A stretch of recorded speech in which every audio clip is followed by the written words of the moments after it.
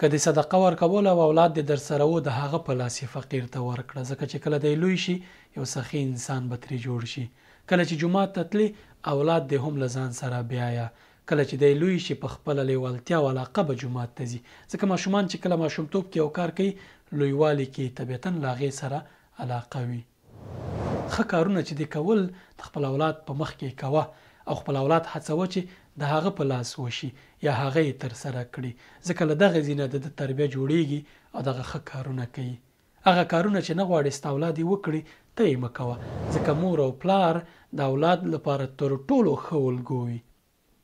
که ته اولاد ته وایي چې ځینې کارونه مه کوه، نظافت په پام کې نیسه مثلا، او یا بې نظافتي مه کوه، او ته په خپله د موټر له ښیښې یو شی بار ته غورځی یا کثافات بې ځایه غورځی، یو غلط کار هغه چې نه غواړې ماشوم یې وکړي او ته یې کوي، هغوی خو په سترګو زده کړه کوي. ماشومان په غوږونو څه نه اوري، هغه نه زده کوي، بلکې په سترګو چې څه ویني هغه زده کوي.